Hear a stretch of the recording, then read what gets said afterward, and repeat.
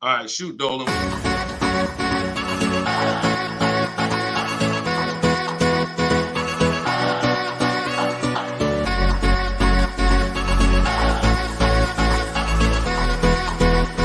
The worst possible thing you could say when you walk into a car dealership. I spent 5 years with Mercedes-Benz, 5 with General Motors, and the worst thing a person could say when they walk in is, if you could just get me to this payment, we got a deal. So your loan's probably still like 19, which means you got to pay to get out. You're upside down. It's called negative equity.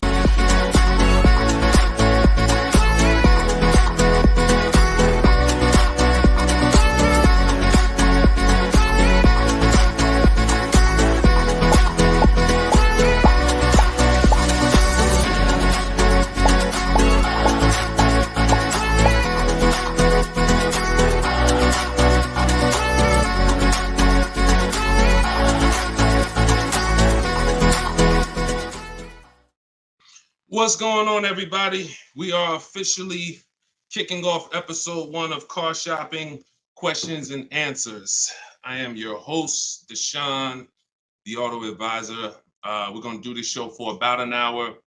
I'm excited to get really down into the nitty-gritty of showing you how you can buy cars, lease cars, and get below market prices. And if you don't know me, I spent 14 years in the car business, 5 with Mercedes-Benz, 5 with General Motors. And now what we do is we devote our time and our energy into teaching you how to car shop with strategy, how to understand the things that you haven't been taught to understand. So we do rapid fire Q&A. And no matter where you're at, I want you to start typing your questions. We're live on 4 platforms right now.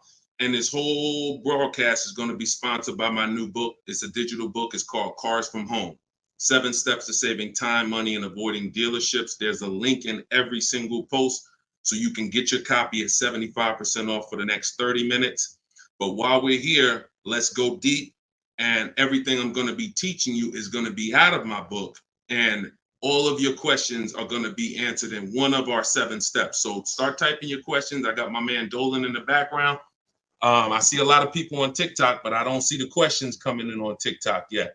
And TikTok, y'all usually are the ones that send the questions the fastest. So let's get these questions up. And so Dolan can start loading them onto the show and we can get down to business. So Dolan, kick us off when you're ready. 75%. Yes, 75% off is today, SS. That's from YouTube. Yes, you can get it for the next 30 minutes. It's normally $97. But it'll be in your inbox in about 5 minutes at 75% off. So let's go, Dolan. When you're ready, if we've got the first question, let's kick it off. Okay, this one's from YouTube. Hello. Thank you for all your advice. We're looking at the car on Copart, and it was a salvage title. What is your experience with these types of auctions? So I don't get into teaching about salvage titles. I'm going to tell you why. I consider that to be like foreclosures. I'm not telling you that there's anything wrong with these cars. What I am saying is they're like foreclosures in real estate, which means you should be learning from someone who actually lives that life every day, because there are many risks. When a normal person starts entering into a high risk market, the rewards could be high, but also the risks are high. So I would tell you to find someone who's buying salvage titles, buying at auction, and learn from that person. Okay, go ahead, Dolan, shoot the next one up. Okay, this one's from Instagram. I got a lease with Nissan, not looking to go back to Nissan. Should I buy it out and then trade the vehicle in for what I want? This is a great question. First of all, can everybody hit the share button? And if you're on TikTok, can y'all just start tapping the screen and light this up? Because we want to set people free, and it takes all of us to do this. It takes the people who are committed to this mission. You want to save money. You also want your friends to save money. Tag somebody. They'll thank you. So this is a great question. The only time it makes sense financially to buy a lease is when you're keeping it another 8 years. I'm going to tell you why. I'm teaching something called the 8-year rule, because what you guys have to learn is the unseen expense. The unseen expense is depreciation. That's the expense you haven't been taught to see. You haven't been taught to focus on it. It's depreciation. That's the reason why when you buy a car today for $30,000, tomorrow, if you tried to sell it, it's not worth 30,000 anymore. It's worth 25. It's worth 24, whatever. That's depreciation. So when you keep your car long term, your car's value goes down like this. But when you keep it long term, the depreciation starts to level out. When you buy your lease, all you're doing is buying a pre-owned car. That's all you're doing. Yes, it's a lease that you had, but you have to start seeing it as it's just a used car. So you want to ask yourself, should I buy a used car and then turn around and sell it? That's what you're talking about. Now, Coach Mojo, we don't buy leases. What we do is we see if we can sell them for a profit. If you didn't know you could sell a lease, I want you to type a 1 in the chat. We're going to be peeling back a lot of things you're going to discover as you listen and you stay in this community. You can sell a lease. Most of you have heard of the term lease with the option to buy, but you're not familiar with lease with the option to sell. You have those rights no matter what. 9 times out of 10, we're going to exercise our option to sell. And how you sell, there's 3 ways to sell. There's 3 different types of what I call an equity assessment. This is step 2 in my book. You must do an equity assessment. If you have ever dropped your lease off to a dealership and you haven't done this, then you could have given them thousands of dollars without knowing. So what you're going to do is do an equity assessment by calling the bank, finding out how much you owe. You want to get your payoff. That's going to tell you, let's say it's $18,500. That's your customer payoff. Now what you want to do is you want to see who will pay you more than that, or at least that amount. And we don't go to dealerships for that. We go right online. This takes 20 minutes to do. We're going to go to CarMax.com, Driveway, Carvana, Kelly's Blue Book Instant Cash Offer, AutoNation, and Car Guru Sell My Car. This is going to get us 6 offers, cash offers. See, our cars are not worth what an algorithm tells us our cars are worth. Our cars are worth what a person is willing to pay for today. And when you see those numbers, that's going to tell you if you have equity versus not having equity. So the short version of your question is, Coach Mojo, you shouldn't be buying your car unless you're planning on keeping it another 8 years, because we teach something called the 8-year rule, which is if you're not keeping your car 8 years, you're not going to outlive the depreciation drop in value. So you shouldn't be buying it. You should be leasing. And I know a lot of you probably, you're well, Deshone, I was taught never lease. I was taught don't lease. I was taught don't lease. Well, you're going to find out the more you stay here, as you just dive in to financial numbers we go over, you're going to see that that's bad advice. And unfortunately, millions of people have been subject to bad advice that has been costing them money. Okay, so we'll go more into detail on that. There's only 2 ways to beat depreciation. Long-term ownership, that's our 8-year plus people. If you're keeping your cars, your next car, if your plan is to keep it 8+ years, I want you to type K in the comments for keeper. Type K in the comments if your next car, you're like, Deshone, my next car, I want to keep it at least 8 years. I want you to type a K. All right? Now, if you are not keeping your car at least 8 years, then you should be shopping for a lease, because that's how you're going to avoid depreciation. We're going to talk more about leasing, because you cannot just get any lease. You have to get what I call a good value lease. We'll go more into detail on that. But that's the foundation, Coach Mojo. Answer those questions first before you think about anything else. All right? Go ahead, Dolan. Shoot the next question up, man. Keep typing the questions, y'all. We're bringing them from all platforms. This one's from TikTok. What to do if you have no pre-approval letter, even with a 730 score? Okay, great question. We don't focus on pre-approval letters. What we focus on is making sure, all right, so I teach something called the bank bidding war. Everything we're going to do from now on is going to be a bid. Could y'all keep tapping the screen on TikTok? I see y'all running the lights up. When y'all keep tapping the screen, what it does is let TikTok know, listen, more people need to get over here, because we're talking about something that everyone needs to hear. So I appreciate y'all. Look, they're running them up. What to do if you have no pre-approval letter. So we were taught always get pre-approved. But here's the problem.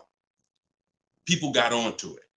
Whenever we do something and the public starts moving in a way, the big companies adjust to it and they find a way to infiltrate it. Most of the companies that you're trying to get pre-approved from, that I'm trying to get pre-approved from, their goal is to isolate us.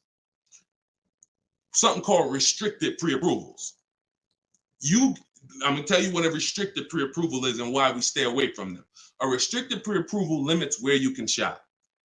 We'll approve you, but only to shop with Carvana. We'll approve you, but only to shop with our dealer network. We'll approve you, but only to shop with a drive time dealer.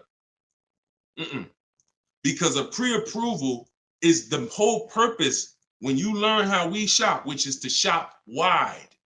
When you start seeing to shop wide and get multiple offers and see the entire 100-mile radius within where you live as a huge market where people are competing to sell you a car, you'll start seeing why we never want to deal with a restricted pre-approval. So what we do is we use something called the bank bidding war. The only way, how many people have asked themselves, did I get the best interest rate? Type dollar signs. If you've asked yourself ever, you bought a car and you said, did I really get the best interest rate? Type a dollar sign if you've wondered that. See, the only way to get something we call price assurance, which is to guarantee. See, these are powerful words that I want you to add to your vocabulary when you're car shopping. We need to guarantee that we got the best interest rate. How do we do that? Getting bids. Experian wrote an article. They allow you to have multiple lenders pull your credit with a hard pull and compete and give you rates within a 14 to 45 day period. Now, don't ask me why they say 14 to 45 days. That's the window. I'm going to teach you how to do it in a way where it'll only take you 2 days and you're going to let tons of people run your credit and you're going to guarantee you got the best rate, and it's going to weigh on your score like one hard inquiry. So if one hard inquiry would have dropped your score 9 points, natural. We buy a car, a hard inquiry is going to drop our score. That's natural. But we're going to get 20 hard inquiries and it's going to drop our score the exact same way. This is how it works. You do not let anyone run your credit under any circumstances until after you find your car. In my book, I have something called the Perfect Budget Calculator. I created this tool. What it does is it's going to tell you, it's going to give you multiple goals. It's going to tell you exactly what car you can afford. It's going to tell you how to be under your max monthly payment. And you put everything you want to put in, what your max monthly payment is, we use the standard interest rate. So whatever the interest rate is at this time, we use that. Budget. The only purpose for a pre-approval is to budget. Think about some of you who are homeowners. The only purpose in getting pre-approved was to budget so that you can go buy your house, right? You with me? That's the only purpose. If we don't get pre-approved, we don't know how much we could afford.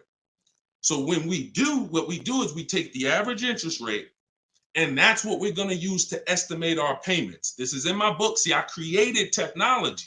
So some of you are saying, Deshone, is this just a book? No, it's not just a book. I have links in there. I have links to videos in there. I have platforms that I've created and calculators and tools that I created that I wish I could refer to you. No, but they're only in my book. So you can get the book. I'm going to teach you how to do things the manual way. Some things you could say, Deshone, I could do that manually. But if I'm telling you about a tool I created to use so that it can budget for you, then the only way to get it is to actually get my book. You can get it for 75% off in my TikTok bio. You can get it in my Instagram bio. You can go to deshonesbook.com, or you can scan the QR code and get your copy for 75% off for 30 minutes. But when you budget, you know exactly how much you can spend on a car, and you go find your car under that budget. The Perfect Budget Calculator is going to give you multiple goals. See, here's the problem. When you go out shopping for a car, you notice how you have a budget in mind and you typically tend to go over it. You say, I don't want to spend any more than $500, or I don't want to spend any more than $30,000, but you usually end up going over it. because you don't factor in tax, you don't factor in how long the loan, you don't factor these things in. Okay, well, how much? They said I'm pre-approved for $30,000, but what does that equate to in a monthly payment? It's broken. It's a broken system. When we go out, we find the car we're looking for. That's when we are going to now let people run our credit. Never before that. We go out, you find your best deal on a car. That's when you come home and you let multiple people run your credit and fight it out to give you an interest, to give you a loan. See, because if you open up, if you let people run your credit before this, now they're going to give you a time limit. So even this is all answering this young lady's question about pre-approvals. The reason why they're garbage is because if it's a hard pull, they're garbage, because now they started that window that I told you about. You got 14 to 45 days and it starts to count down. Now you're trying to rush and find a car. Some of us, it might take us 3 months to find the best deal on our car. If you got a pre-approval and the time is expiring, you're shopping with your back against the wall. Second reason it's garbage is because once they give you a pre-approval, you are now tied to them and you don't have the opportunity to bid, and it's just garbage. So do what I'm telling you to do. When you find your car, that's when you're going to come home and you are going to now let people run your credit, and then you are going to let the dealer see if they can beat it. See, this is a must. I know you may have been taught, oh, I don't let that dealer run my credit. No, make them compete. The bad part is when a dealer is trying to give you an interest rate when you have no offer. That's bad. But when you have an offer, that's when he's trying to beat it. And that's a very different thing. You tell him, hey, I got 7.2 from whatever bank. That's the best offer I got. Okay. Now that dealer goes to work with their 7 to 12 bank. Hey, listen, can we beat this? And when he calls you, he's going to tell you one or two things. Hey, good news. I was able to beat that interest rate. In which case, you what? Guarantee you got the lowest interest rate. Or he's going to say, listen, I tried my best. I talked to every bank I got. Nobody could beat that rate. In which case, what? You still what? Guarantee you got the best interest rate. So the only way we're going to be able to do that is with bids. We're going to stop negotiating. We're going to start making people bid. That's what we're all about here. Go ahead, Dolan. Shoot the next one up. I'm going to try to get through these. I'm going to try to give, see, I can't do short answers to some questions. Okay, hold on. Yeah, hold on. Link to 75% off is not working. Are y'all able to click it on TikTok? Let me know on TikTok if y'all are able to access the 75% off. Okay, this one's from YouTube. My credit score is between 500 and 600. Can I still get a nice car? Great question.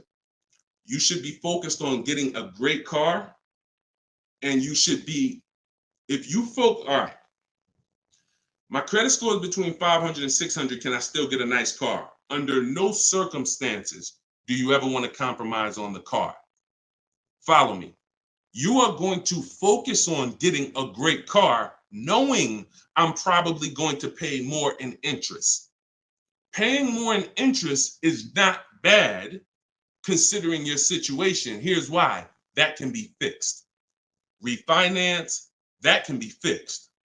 But if you get a bad car, that cannot be fixed. So we have resources. I use a company. I refer people to LendBuzz. LendBuzz will work with people who have challenged credit. But here's what you got to know. You can't let them dictate how you're going to shop. You must have your own shopping strategy. Now, there's two situations where if you have bad credit, how many years are you keeping the car? That's the question. If it's 8+ years, then no problem. I'm going to get the best car I can find. I'm going to pay a little bit more in interest, but as soon as my credit's good, I'm going to refinance that loan. Problem solved. Second person is Deshone. I'm not keeping my car 8 years, but I need a car now. Perfect. You should be trying to set yourself up for a lease in 2 years, in which case you want to get the least expensive car that you can get a loan on. 10,000, 12,000. You're going to use that perfect budget calculator, or you just want to say 10 to 12,000. You're going to try to find a car in that range. I'm going to tell you why. In 2 years, when you go to trade out of that car, if you go and buy yourself a $20,000, $30,000, $40,000 car, you're going to have a bunch of negative equity. And what that's going to do is that's going to stop you from getting a lease. This is what people do. oh, Deshone, I couldn't qualify for a lease, so I'm gonna go out. I want to get that Dodge Charger with the big engine in it because I can't sacrifice for 2 years. I can't be out here looking like I don't have a nice car. Problem. I can't help you. But if you're willing to say, because I'm gonna tell you why. I'm gonna tell you why. When you get that Dodge Charger, you usually forced your way into it, bought an older one, paying a high payment, high interest. So in 2 years, when you think you're gonna trade out of it and go lease, you're gonna have a hard time because the negative equity is gonna be so severe.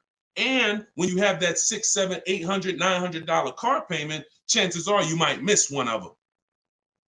This is a disaster because we can't sacrifice. So what I'm telling you to do is say, all right, if Deshone's telling me that the best move financially is for me to be leasing because I'm not keeping my cars 8 years, I need to be getting great leases, but I can't qualify, then my mission is to qualify.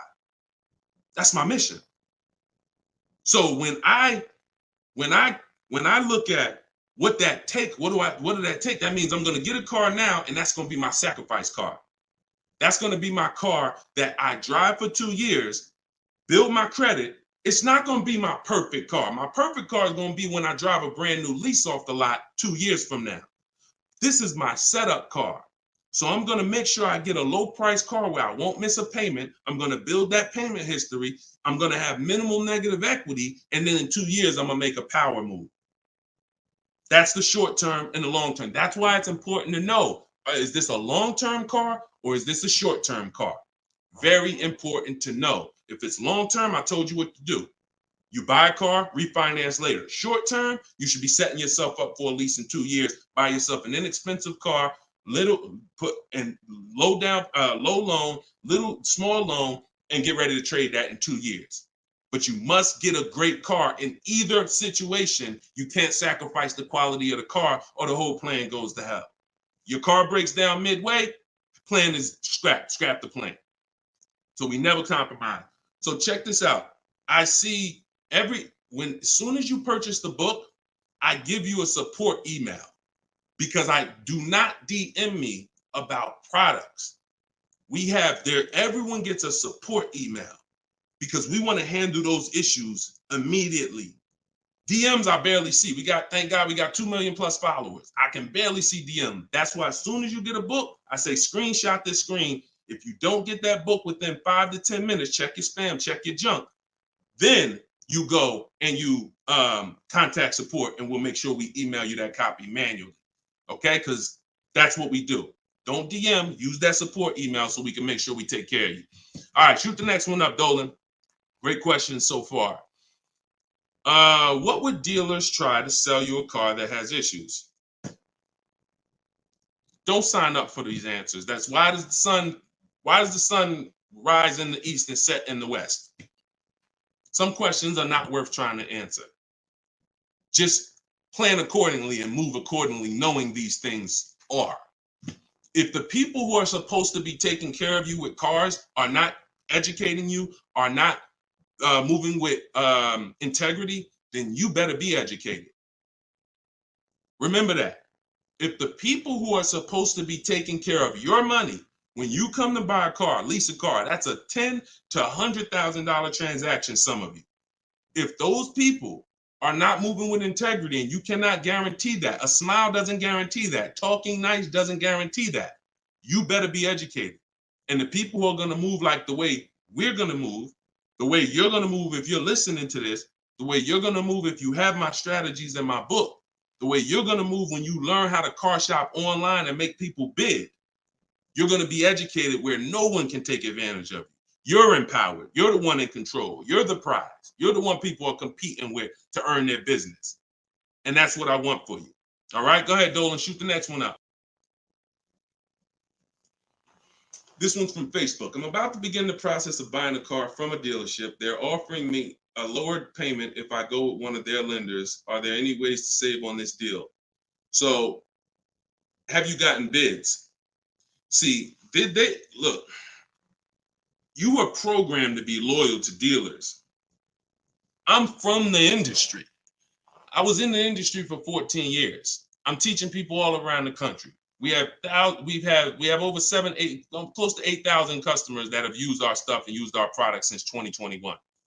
We have data from all around the country. There is absolutely no way that you're going to get your best deal ever focusing on one dealer. That would be like you going into a supermarket and say, hey, no matter what the price of this item is, I'm only buying it from this brand.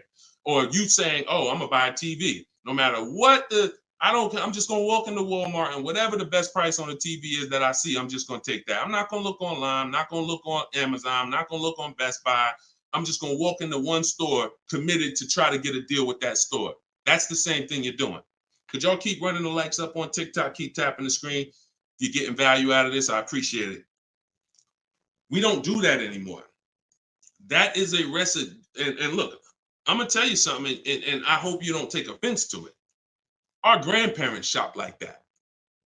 In what way in 2024, 2025, almost 20 years, 30 years after the internet's being invented, you're still shopping like our grandparents shopped? Does that make sense? It makes sense when you're like, yeah, Deshone, that's what I'm doing. But it doesn't make sense in the grand scheme of why am I doing this? It's because that's what you were taught to do.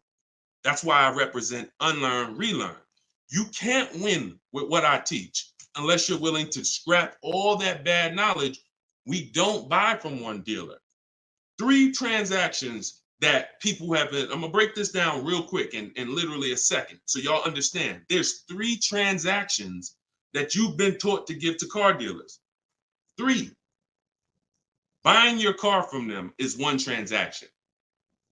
Who you get your loan from is another transaction. Who you sell your old car to is a 3rd transaction. And many of you have been taught to give the dealer all 3. Meanwhile, there are people who only want to give you a loan. They don't sell cars. They want to compete for your loan. There's other people who want to buy your old car. They don't sell cars. They want to buy your old car. Y'all get what I'm saying? Type a Y for yes, if you're understanding that you have to start breaking these transactions into their own transactions. You can't maximize and guarantee you're getting your best deal mixing 3 transactions or 2 transactions into one. You can't do it. We're breaking them up. And now once we break them up, how do we guarantee we get the best offer in each one? Bids. So you understand? So what we're doing is we need to see our old car, our old lease, our old car that we have that we're replacing. Who I'm going to sell that car to is one transaction. And whoever's going to win the bid gets the car. Who I'm going to get my loan from, that's another transaction. And whoever wins the bid gets my loan. Who I'm going to buy my car from, that's another transaction. And who's going to win the bid gets the car, gets to sell me the car. And we do this in 60 minutes. See, what you're going to see, watch this. Let me show you Frina. Frina just picked up her Jeep last week. Look at the deal she got.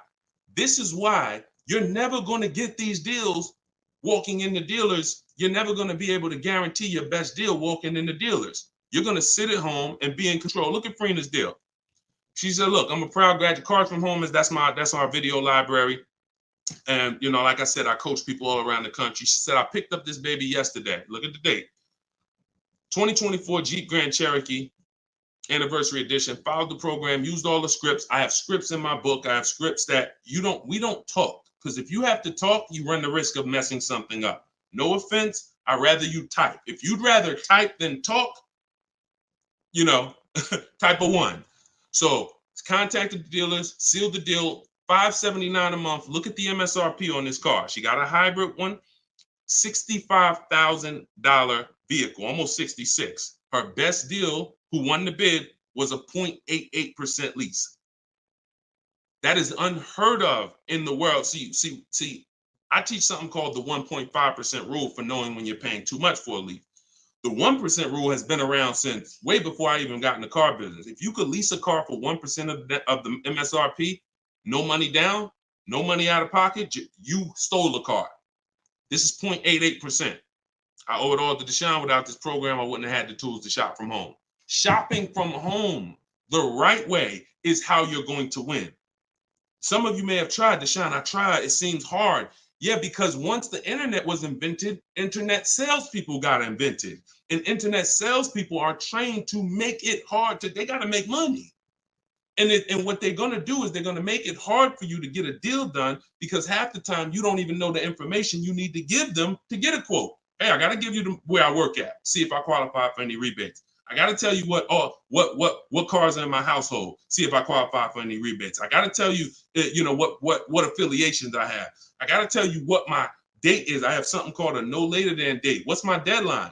Hey, I could buy a car, Deshone. I don't need a car for about 3 months. Should I start shopping now? Yes, you should. Because if you get in the market now and you can buy a car today, but you don't need it for 3 months, that's called leverage. See, most people walking in the dealers, they're like, hey, I need a car this week. I need a car today.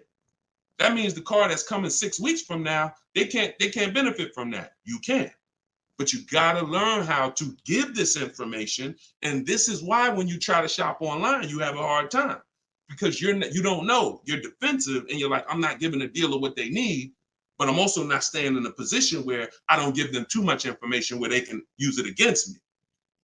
So that's what we'll learn. Everything I'm teaching you is, if I can boil it down to a couple simple things, mastering the science of shopping from home. That's why my book is called Cars from Home, 7 Steps to Saving Time, Money, and Avoiding Dealerships, and making people bid for your business. We can sum that. Once you master those 2 things, you're going to save more money in 60 minutes than you ever saved going into dealers 2, 3, 4 times, spending hours in there.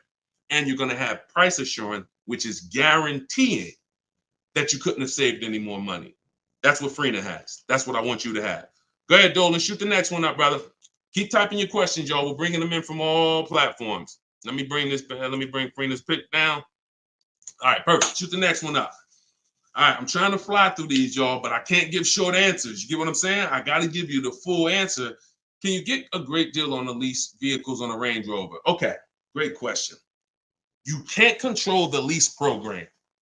The lease program is what's going to dictate when the dealer wins the bid. Let's say a dealer, I always teach, when you start getting bids on a lease you should see about at least a $3,000 to $5,000 difference from your best offer to your worst offer. Now, sometimes it's more drastic than that. You're doing it, you'll see a $7,000 difference from your best offer to your worst offer, but you need to see a spread. I'm going to tell you why. 80% of dealers are overpriced. So when you start getting offers, if you don't get enough offers to where you see that spread, you haven't gotten enough offers. I teach you need to get at least 5. In my book, I have something called the 25 to 5 strategy. So once the whole purpose of a bid is to find the dealer that's willing to discount the car and sell the car lower than all their competitors. And if there's any rebates, to disclose them to you. That's only going to come through bids, because you don't know who you're dealing with. An 80% dealer is not going to tell you all the rebates. An 80% dealer will tell you, okay, yeah, there's no rebates, but there actually is. 80% dealer is going to say, all right, yeah, there's $1,000 rebate. Hey, but there's actually $2,500. So you can't depend on an 80% dealer. You have to get multiple offers and reveal who the actual dealers are who is going to win the bid. Now, once that happens on a lease, the lease program is in the background. And if the lease program is trash, then you're going to be over 1.5%. And over 1.5% means the payment you're paying, when it's more than 1.5% of the MSRP, that means you're paying too much for a car you're giving back. See, I was concerned to start making lease videos because I knew when people started finding out how good leasing was, they were going to just go into dealers and say, hey, work me up a lease. Problem with that is, if you don't know how to get a great lease, you're going to get a bad lease, sign up for it, and it's still going to be better than your history of purchasing. So you're going to think you won, but you left thousands of dollars on the table. So I don't want to teach you about going after leases until you learn how to get multiple offers so you can reveal the best deals. But what we do is we always with leases have 3 options, because we can't control the lease program. And if we can't control the lease program, we need to have a bet. Because look, y'all, There's tons of companies out there that are offering bad leases and people are signing up for them, especially some luxury brands. Every car has a different lease program. Luxury brands will say, hey, we're going to put a bad lease out there because we know we can ego sell people, which means, hey, come on, Mr. Jones, come on. How long you been driving Range Rovers? Man, I've been driving them for 12 years. All right, well, come on. You really gonna leave Range Rover over a couple dollars? Yeah, but I mean, the lease seems kind of high. It seems like, I'd be better off buying the car. No. If you don't know that, they're going to ego sell you. So until people stop signing these bad leases, we are not going to get to the point where some of these banks say, all right, we got to stop with the bad lease deals. Now, conversely, opposite end, there's phenomenal lease deals out there. Like Yusuf Rena. I'll show you a couple more before we jump off the show. So it's harder to get a great lease deal because there's a lease program. It's easy to get a car if you're buying brand new through bids. Easy to save thousands of dollars. But we can't dictate the lease program. And we're not going to sign I will never say to you, sign a bad lease. Dealer will tell you, oh, look, I'm beating all my competition. Phil, man, look, I'm saving you like $6,000. Man, I wish I could lower the payment, but the lease program's not good. That's okay. That's why it only takes us 60 minutes to get these quotes. We don't want to spend hours to find out it's a bad lease program. We pick a car, we get our bids. Within 2 days, we're going to know if it's a bad lease program, in which case we move to our Plan B vehicle. Okay? So everything I'm teaching is out of my new book. It's called Cars from Home. It's a digital book. It's called Cars from Home, 7 Steps to Saving Time, Money, and Avoiding Dealerships. Your goal is to master the science of car shopping from home and to start making people bid for your business. All right, that's everything it's going to show you in 7 steps, and you can get it for 75% off in my TikTok bio, or you can get it in my Instagram bio, or you can get it in my you can go to deshonsbook.com or scan the QR code. Go ahead, Dolan, shoot the next one up. This one's from TikTok. How do I get out of negative equity? 3 options for negative equity. That's it. And after I tell you these 3 options, I need you to know the cause. The cause is super important because I can give you a Band-Aid, but if you don't know the cause, you're going to continue to be in trouble. 3 options. 2 lead to a new car. 1 doesn't. Negative equity is the bad credit to people with good credit, because if you have too much, it will stop you from getting your car. So your first option with negative equity is to pay it off. Here's what happens. You want to use that equity assessment process that I told you about a little while ago. You're going to call your bank, find out what you owe. After you find out what you owe, you're going to go to those websites I mentioned: CarMax, Driveway, Carvana, Kelly's Blue Book Instant Cash Offer, AutoNation, Car Guru, Sell My Car. That's going to give you 6 cash offers. These people are bidding on cars every day. They usually put their best offer out there. In 30 minutes, you'll have 6 offers. They pay more than dealers on average. In fact, 2 or 3 of those bids you're going to get are actually from dealers. So it's a nice mix of offers. 3 of them are from online car buyers: CarMax, Driveway, Carvana. 3 of them are from car dealers, local car dealers. So it's a nice mix, but they're bidding. That's going to lead to the least amount of negative equity, because remember, when you get bids, you're getting the most value. You're getting the most savings. You're getting the most money when you are getting bids. So let's just say you pull your payoff in at $16,000. Your highest bid is $14,000. That means you have a $2,000 negative equity gap. You are much better off coming up with the $2,000 and paying that car off and going into your next transaction clean. That is the best way to go. Because now, if you can't do that, I'm going to tell you why it's the best way when I tell you the second way to get out of negative equity. If you can't pay the difference, then that means you must bring that car. You can't do a separate transaction with that car, because you need the dealer who you're going to buy the car from to wrap the negative equity into the new deal. They are still going to win the bid. You must, in all cases, only deal with dealers who won the bid. But once they win the bid to sell you the car, now when you come to them, you're going to now bring your old car into it and see what it's worth to them. When you see what they can pay for it, you're going to see in most cases, it is not going to be the highest number you got from the online buyers. So if the online buyer's highest number was 14, maybe that dealer can only pay 12,200, 12,500. And you might say to them, hey man, but CarMax is offering me this. They're not going to be able to match it in most cases. It's just not possible because they can't win both bids. If you start buying cars for the most money, selling cars for the least money, it won't take you long to be out of business. That's probably what happened to Vroom. They were buying cars for the most money and then trying to sell them, and they weren't able to make the profit. So we must separate the process, but if you can't pay the difference, you now must bring your old car into the process after a dealer wins the bid, introduce them, hey, this is the car. Now, they've already won the bid. They beat all their competition to sell you a car. So they've already proved they're a 20% dealer. Now you're bringing your old car and you're going to see, Dad, if I would have sold it to them, I would have only had 2,000 negative equity. But bringing it over to this transaction, I actually got like 3,700 negative equity. And there's nothing we can do about that. That's why I said the plan A is always, if you can cover the difference, cover the difference. If you can't, that's your only option. Now, here's the third thing. I told y'all 2 things lead to a new car with negative equity, 1 doesn't. If you have too much negative equity, you have to understand loan to value ratios. Loan to value ratios have nothing to do with credit scores. That's why I call negative equity the bad credit to people with good credit. When you bring your negative equity over, the bank is only going to lend a certain percentage above the price of the car. So if the price of the car is 30,000 and you have good credit, the bank might only lend 36. They might only lend 20% more, 25% more than the price of the car.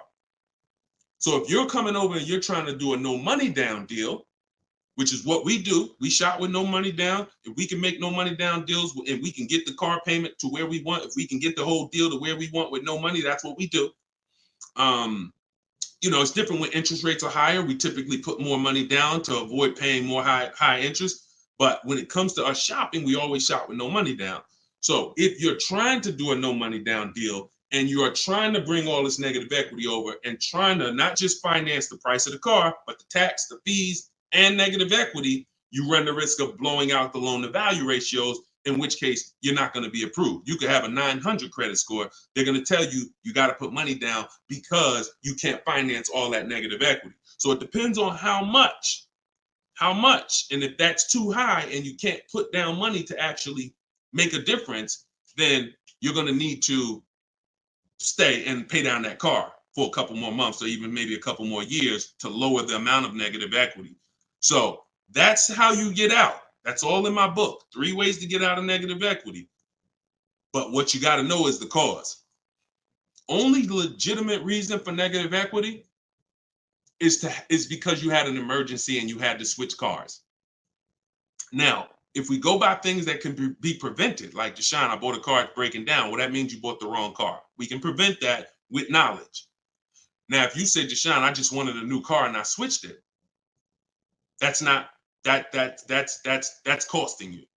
And because you don't understand leasing, see, 90% of the time, 10% we give to emergencies. Deshone, man, I had a sedan, then I had twins, I had triplets. I need to get an SUV. I got to switch the car. Understood. Legitimate reason.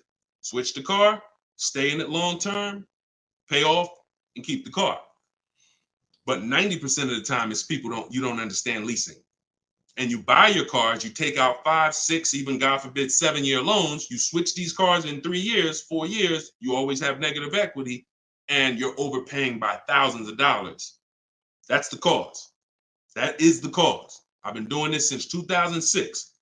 The reason for most people, most of your negative equity is because you haven't learned the lease yet and you're buying cars, but you're a short-term person. All right? And the more you stick around here, the more you'll understand why that's a mistake. If you get my book, you'll understand, oh, I've been doing this wrong. Now, I was taught this. I don't blame you. You were taught that. But when you learn, when you do better, when you know better, you do better. And that is my goal, is to make sure you know better. My pleasure, Reggie. You said thank you for everything. My pleasure. Absolutely. Everything I'm teaching y'all is out of my new digital book, Cars from Home, 7 Steps to Saving Time, Money, and Avoiding Dealerships. You can get your copy for 75% off as part of our launch in my TikTok bio, in my Instagram bio, or you can go to deshonsbook.com. There's a link in the comments, or you can scan the QR code if you're watching us on the television, and you can get your copy for 30 minutes. Once that timer expires, book goes back up to $97. So get your copy before the timer runs out. Go ahead, Dolan, shoot the next one up. All right, this one's from YouTube. Appreciate all of your content. Thank you. We are looking to buy our teenage daughter her first car. Is there any downside to purchasing outside of a name franchise dealer? No, if you do your due diligence, because there's 100,000 plus used car dealers in the country. Let's assume 80% of them are trash. As long as you are sorting, when we shop for used cars, and you want to ask yourself the 8-year rule question. If you're not keeping this car, if you don't think your daughter's keeping this car 8 years, then you should be shopping for a lease for her. Now, if you say the only difference, there is one exception to the 8-year rule for those of you who are buying inexpensive used cars. $10,000 used cars, $7,000 used cars, that's different. That's different. I call these smart cars, not the little smart cars. It stands for saving money at the right time. So if you're buying these cars, my brother does this. He buys pre-owned cars. He gets them $10,000, $7,000, $5,000, and he drives them. He pays very little money. Sometimes he sells them and makes a little money. That's different. But the mainstream cars, if you're not keeping them 8 years, $15,000, $20,000 used cars that you're buying, you're going to see the 8-year rule is the gospel. You should be buying cars if you're keeping longer than 8 years. You should be shopping for aggressive leases if you're not keeping 8 years. So let's assume you're going to keep this car 8 years. When we are buying from used car dealers, y'all, we are absolutely shopping 100-mile radius, at least. That's usually where we start. And then we're going to search, and we're going to narrow down based on title history, based on service records, based on accident history. And then we need to verify that the price that they advertise online is legit, because there is something going on right now. It's been happening for a few years. They know you're looking for online prices. So what they do is they put a price online that they don't intend to honor. So the first thing, so we narrow it down based on those things. And when we get to this final step where we got our top 3, top 5 choices, we need to see who's going to do bogus fees, who's going to try to hit us with bogus fees, in which case we eliminate them. And then we narrow it down to the best one. And we need to pull the original. Listen, who's going to be buying a used car? I want you to type a U. If your next car you're keeping for more than 8 years is going to be a used car, type a U in the comment. In the comment section. Or if you've purchased a used car in the past, type a U in the comment. Type a U in the comment. Okay, Snowman, I see you. Felicia, I see you. Miss Bambi, I see you. Reginald, I see you. Okay, so we got a lot of people. Okay, all right, we got a lot of people who are going to be buying a used car or have bought a used car in the past. What I just told y'all is how we're going to talk about how we're going to get a quality used car. Plus, I do something. Step 4 in my process is we have to do a longevity check. Some of these cars have data that shows they don't last more than 80,000 miles before the transmission goes out. If you don't know that, then there's nothing you can do but be surprised when the transmission goes out at 78,000 miles. So we always want to do a longevity check on Google. We search these things. But the other way, what I just told y'all is how we make sure we're getting a quality car. Accident, title history, service records, accident history. But when it comes to now the value, Deshone, how do I make sure I'm actually getting a great price? How do I make sure that the car I'm buying is the best price in the market? We need to know the original price of the car. We need to know what the car was brand new. Because what you've been taught is to focus on what the website tells you. Is this a good deal? Great deal, below market. Because websites, their job is to be accountable to the people paying them. And if they were telling you that this car that you're looking at for $30,000 was originally $38,000, and it's actually only being discounted $8,000 from when it was brand new. If they were telling you that, then no one would be buying those cars, in which case no one would be paying them to list their cars on those websites. So they're not accountable to you or me. They're accountable to who pays them. So we find out through the window sticker what the original price was. Carfax has agreements with some brands where they will actually give you the original window sticker, but we must get the original window sticker. And when we get the original window sticker, that's going to tell us the discount with something I call the true value percentage. We created this. The true value percentage is the discount from the price when it was new. And that's all that matters when you end up choosing a car. Give you an example as we wrap this question up. If you're looking at three Honda Pilots. You've narrowed it down to 3 Honda Pilots. They're all within $1,000, $1,500 of each other. One's $30,000, one's $30,500, one's $31,000. Similar mileage, similar title history, similar everything. We get stuck right there. We don't get stuck when we get the original window sticker and we see that one of those Honda Pilots brand new was $45,000. One of them brand new was $49,000. One of them brand new was $53,000. You see how immediately access to that information separated the value? They all look similar. Type dollar signs if you got that revelation. If you understand that just that bit of information. I'm looking at 3 cars, they all look similar. Dag, they all look good, similar mileage, similar price on these websites. Which one do I pick? Man, I'm stuck. Knowing the original price, one's 46, one's 49, one's 53. The one that's 53 immediately becomes way more valuable than the other 2. That's what we're talking about. See, it's my job and my mission is to show you how to car shop online, show you how to master the science of car shopping online, show you how to make people bid for your business, and to show you where the hidden money is that you have not been trained to see. Everything I'm teaching is in my book. I don't hold back on these lives. You guys could tell. But if you're like Deshone, I want all this information in one place. I want to be able to use this as my car shopping Bible for the rest of my life. Digital book, Cars from Home, 7 Steps to Saving Time, Money, and Avoiding Dealership is in avoiding dealerships in my TikTok bio, in my Instagram bio, and it's 75% off as part of our launch. Get your copy, use it, and win. All right, let's go, Dolan. Shoot the next one in. Great questions today. Let's go. Keep typing them, y'all. We're going to try to get through as many as possible. How many miles can you drive a leased vehicle? Great question. Many of you were taught that you have to take what they give you. Or some of you were taught they only do 10,000 miles a year on a lease. All of that was bad information. You pick the mileage on your lease, and there are leases that go up to 30,000 miles. Now, some of you might say, well, who drives 30,000 miles a year? Who drives 25,000 miles a year? If you drive 25 or 30,000 miles a year, type HM in the comments for high mileage.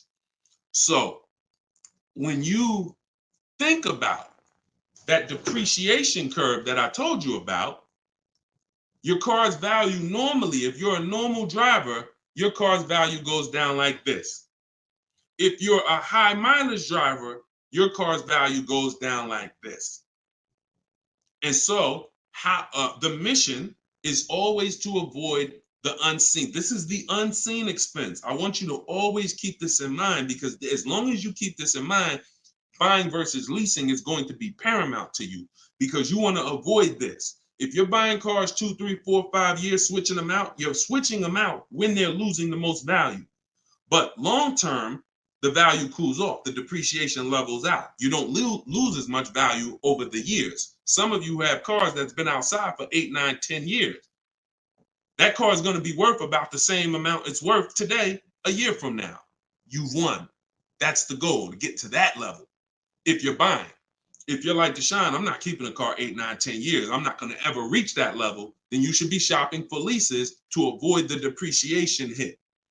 So when it comes back to 83rd degrees question, you can tailor a lease up to 30,000 miles a year if you want. And here's where I learned this. I was a manager at Hyundai for 6 weeks. Guy came in. He was returning his lease on a Hyundai Sonata. I was doing the lease return for him. And I said, hey, you leased this? He said, yeah, I always lease. I'm in sales. I'm on the road every day. I used to buy my cars, and I would have a bunch of negative equity all the time. I was just losing thousands of dollars every time I went to replace the car. It wasn't worth what I owed on it, and I just kept rolling it over. I stopped doing that when I found out about leasing. Now, same time he's telling me this, I know that I've also sat with people who came in with high mileage with 10, 15 grand of negative equity. So what he's telling me, I've experienced, and I'm trying to help these people and dig them out of this hole and help them get another car, but they have a ridiculous amount of baggage from the old car. So he told me that, and I saw his payment. And I said, man, this payment is only like $175 a month more than a really good deal on a regular lease. And so from then I understood.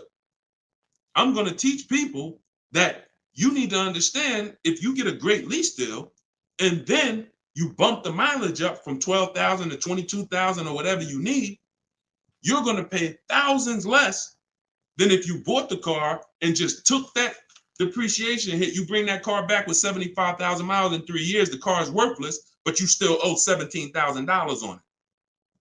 That's the difference. So leasing mileage, you pick it, and you can customize it up to any amount. But we always shop for 12,000 miles a year. Always. We don't shop for high mileage leases. When we get our quotes, if you're using what's in my book, the 25-to-5 strategy, we get our quotes with 12,000 miles a year. And once somebody wins the bid, then we convert the bid. We tell the winning dealer, hey, could you show me what the payment's going to be with 18,000 miles a year? And then we customize the lease. If we're going to do any down payment, we always customize after we've identified the winning dealer. Great question. Great question. Go ahead, Dolan. Shoot the next one out. Great questions today. All right, keep typing them, y'all. What advice would you give a first-time buyer who doesn't want a car note? Then go save up your cash and go get the best car you could afford. But why is it we always, Whitney, just send an email to support. If you're having trouble getting your book, just send an email to support. We'll send you a copy manually. Oftentimes it's a little one letter is different in the email. So that's why as soon as you purchase, I always give you that support email so that we can make sure you get your book. Okay? But what advice would you give to a first-time buyer who doesn't want a car note? Save up your money, get the best car you can afford. But here's what I want to ask you. Why is it that the only time we want to avoid a monthly payment is with a car? We don't say to the electric company, I don't want a monthly payment. We don't say to the water company, most of us who are buying a house, we have a mortgage. Most of us who are renting, we pay rent every month. Why is it that the only thing that we say we don't want a monthly payment on is a car? Why? Now, I'm not telling you paying cash for cars is bad, but I'm telling you that if you're dealing with a mindset that is, I'm going to pay cash and save up and get a car that is less than a quality car because I don't want a monthly payment. So I'm going to get a car, save up, scrape together some cash and get a car that is less than I could actually get if I used a little leverage, little loan. See, there's something called over leveraging. I'm going to take a 7-8 year loan to afford a car. That's called over leverage. That means you're trying to get a car that you truly can't afford, but you're going to use the bank's money to actually do it. That's over leverage. That's like going in and saying, hey, I'm going to get a 50-year mortgage because I don't want to buy a $300,000 house, $400,000 house. I want to buy a $600,000 house. So I'm going to get a 50-year mortgage so that I could afford the monthly payment. When you do this, there's, again, cash buyers. Nothing wrong with that. But I'm concerned with the mindset, the reasons why. Because the reason why it makes sense to pay cash is to avoid the interest if interest rates are high. 7, 8, 9%, you want to pay cash? Great. But there are people who come into the dealer. I was blessed to work in some very affluent towns white collar and blue collar towns. So I had people making 30, 40,000 a year. I had people making 30, 40,000 a month. And what was interesting to me is those who were able to afford paying cash for the car could write a check, because when I would ask them, how are you going to pay for the car? They would ask me, well, what are the rates? If I had a 0% interest rate or 1% or 2%, if their money was making money for them, they wouldn't put it into the car because they see the car as a depreciating asset. What does that truly mean? When I put 30,000 into the car, what is my 30,000 worth to me in 5 years? Let that sink in. Anybody who's paying cash for a car, if you're bringing money out of stocks where you're getting 8%, 7%, 10%, bringing it out of real estate where you're getting 10%, 12%, 15%. When you put that 30,000 in a car, what's that car worth in 5 years, y'all? What is a $30,000 car worth in 5 years? Average miles, 60,000 miles driven on it, 30,000. What is it worth in 5 years? Throw some numbers out there. Throw some numbers out there.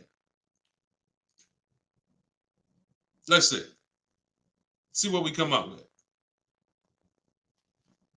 My guess is 30,000. Knew that car in 5 years is probably worth like 14.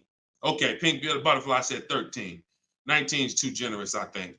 17, 12. See, some people may be confused about this seller's market we had for 3 years, because you might have just sold the car in 3 years and made some money over the last 3 years. That market's gone. So you might have really said, Deshone, I bought a car for 30 and I sold it in 3 years. I sold it in 2022 and I got 23 for it. Well, that's never going to happen again unless we have another, worldwide inventory shortage, in which case resale values go up. Normal market, yep, 12, 13, 14, 15 generously. So a person who's looking at their cash and what their cash is doing for them, they look at that. I put that money in my car, 30,000. That money could have been in the market, and that 30,000 in 5 years could have earned me another 6 grand of interest, 7 grand, in which case I'm up. But at that 30,000 in the car is worth now 15 or 14. So these are the things. I don't teach one size fits all. I teach custom. I teach, it depends on what you're doing with your money. If your money's invested and interest rates are low, then leverage a little bit. If your money's not invested and you're like, Deshone, I got my money in the mattress, I got my money in the bank, I'm not really doing anything with it. All right, pay cash, keep things low. Keep things low. If interest rates are high, pay all the cash, higher down payments, get the loans out of here faster. That's why, see, one size fits all car buying advice, I hate. That's what has failed you. This one size fits all formula. Everyone should do this. Everyone should pay cash. Everyone should get a used car. That one size fits all, no one should lease. One size fits all formula fails every time because it doesn't take into account real finance. All right, go ahead. Great question. Go ahead, Dolan. See, and I'll answer the question and then go into a little spin-off answer. All right, this one from Instagram. If I want to keep my car for 8 years, should I finance the car? Absolutely. The goal is to get the best car and the best value. So if you can't pay cash and you say, I want to get a better car, what I teach is when you start budgeting, you are going to now see, can I get a new car or is my budget for a used car? The goal is to get everything you need. And really, if you could get everything you want, even better. What's the difference, Deshone? Well, needs is I gotta have 3 rows because I got 4 kids. Needs is I need a car that has enough power to get me on the highway because I'm on the highway a lot and I can't have an underpowered car. That's a need. A want is I want the leather, I want the big sunroof. So you must get all your needs at all times. You cannot sacrifice needs. I want y'all to put these 2 things into very important buckets, needs and wants. Needs and wants is the goal. Once the budget gets compromised, once you get out there, if you see I can't get the car I want with everything I need, everything I want, the wants have to scale back. The wants have to scale back, not the needs. I had a woman walk in the Mercedes when I was there, and she was like, hey, I want the big truck because I got kids. I need the 3 rows. And once we worked out the deal and the numbers, she saw the numbers and she was like, oh, that's above my budget. But what about the 2-row one? What about the smaller one? I said, didn't you say you need 3 rows for the kids? Yeah, you're right. You're right. See, she's about to take a need out to get a want. Does that make sense? So needs and wants are the big things. Needs will make you switch the car because you didn't get what you need. And when you switch the car, you lose money. So when you didn't get what you need, you will switch the car and lose money. If you didn't get what you want, that's easier to bear. Needs is like from day one, this car is not doing what I needed to do. So we must get our needs first. And that's what we talk about. So then you choose, can I budget, get me a new car or a pre-owned car? And once you make that decision, you just go out and you're now shopping the market. I use, in my book, I have something called the multiple marketplace strategy. This is when we shop for used cars. We're on all the marketplaces. We're seeing the whole market as one big marketplace. Everywhere cars are, we are looking and we're narrowing it down to our best, top 3, top 5. And then we're taking one across the finish line. You can't get below market deals on a used car until you see what the market is. See, let me go deep on this for a quick second. The goal for me, if you're learning from me, your goal is to get below market deals, below market leases, below market. You saw Freena's lease. That's a below market lease. That's not a lease that you see advertised that people are getting. So below market pre-owned cars. In order for you to get a below market pre-owned car, you got to know what the market is. So sometimes you're going into one dealer and you're looking and saying, okay, let me negotiate with him. That's a mistake. You don't know what the market is. When you see the low side of the market on a used car, now you're able to see, again, if you're shopping the right way, there's always a spread because there's always people untrained who are going to pay the higher prices. They're going to walk into those dealers. They're going to go back and forth, take $2,000 off. They think they won, but you were negotiating with one of the higher price dealers. So because he took $2,000, $3,000 off, you think you won, but you were at the wrong dealer to begin with. So once you actually see the low side of the market, we zero in on that. And we zero in on that, and we look to take one of those deals across the finish line. Can't get below market deals if you don't know what the market is. That's why when we look at used cars, we're not looking to buy the first day. We're not looking to buy the second day. Sometimes some of you are like, Deshone, I got a couple months. You might want to watch the low side of the market. You might want to, we always get alerts when we go in. This is all in my book. If you like Deshone, I want to know all of this. I need this in my hand. It's in my book, Cars from Home, 7 Steps to Saving Time, Money, and Avoiding Dealers. 75% off in my link, in my bio, TikTok, in my bio, Instagram, or go to DeshonesBook.com or scan the QR code. But when we are getting these, when we are looking at the low side of the market, you might want to watch it.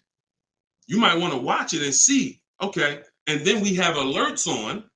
So every new car that pops up on these marketplaces, we get an email immediately.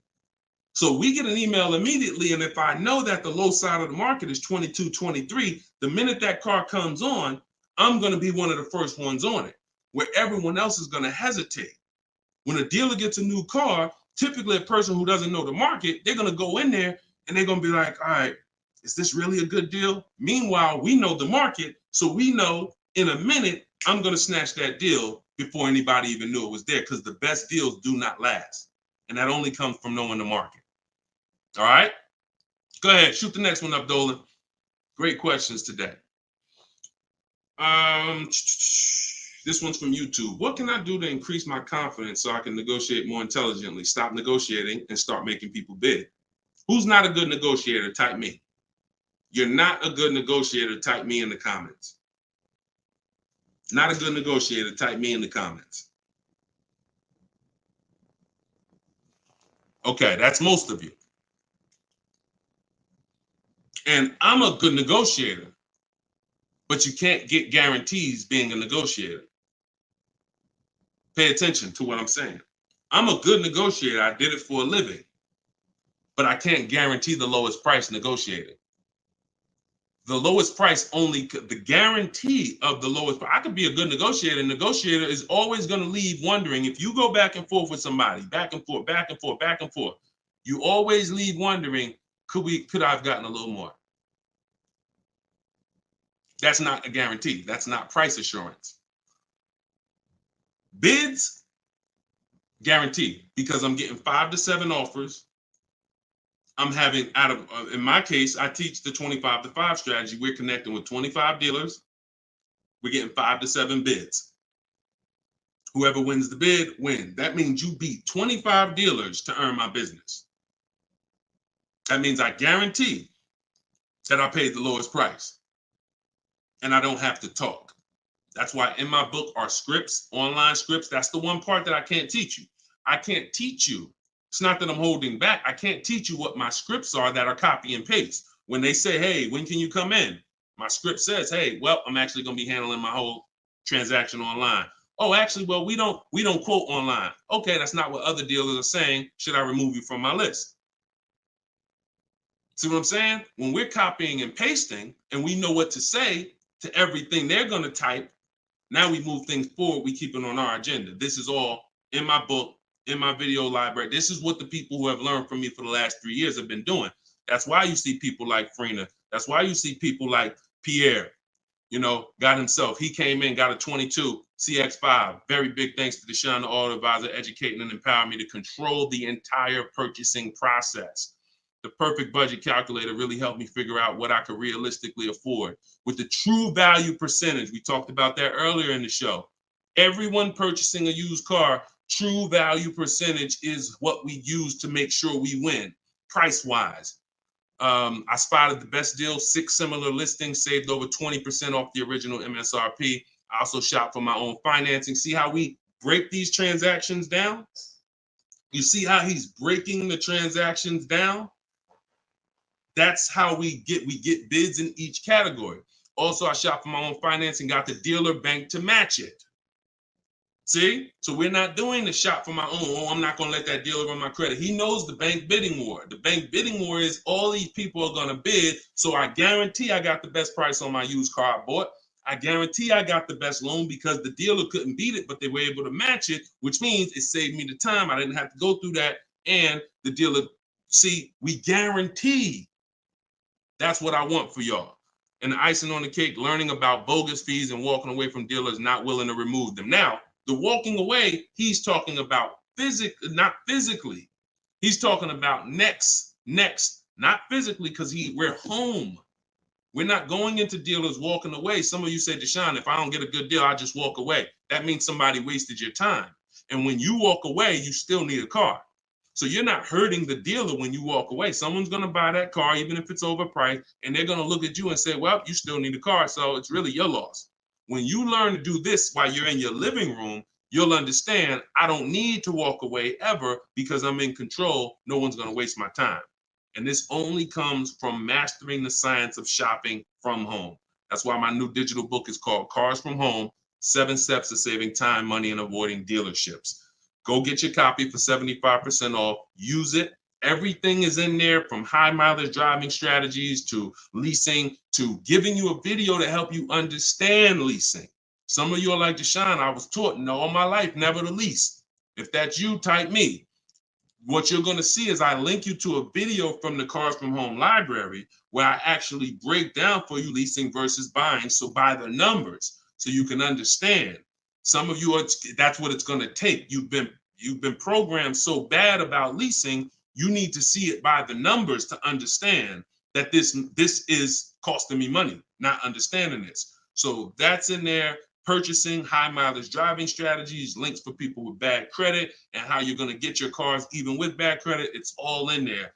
Get your copy for 75% off for the next 30 minutes. Once the timer expires, it goes back to $97. And win. Use it and win.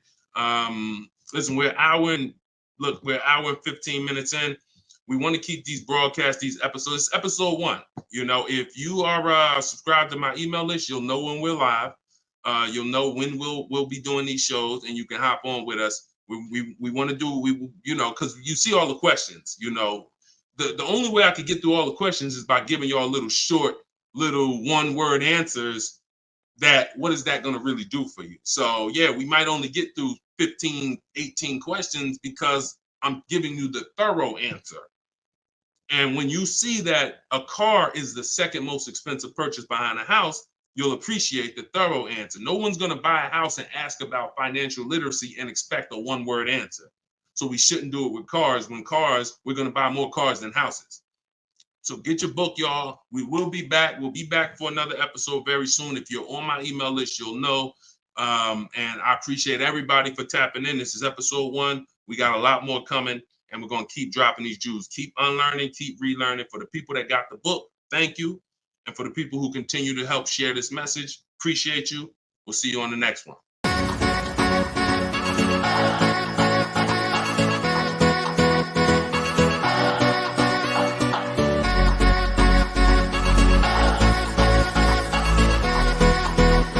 The worst possible thing you could say when you walk into a car dealership. I spent 5 years with Mercedes-Benz, 5 with General Motors, and the worst thing a person could say when they walk in is, if you could just get me to this payment, we got a deal. So your loan's probably still like 19, which means you got to pay to get out. You're upside down. It's called negative equity.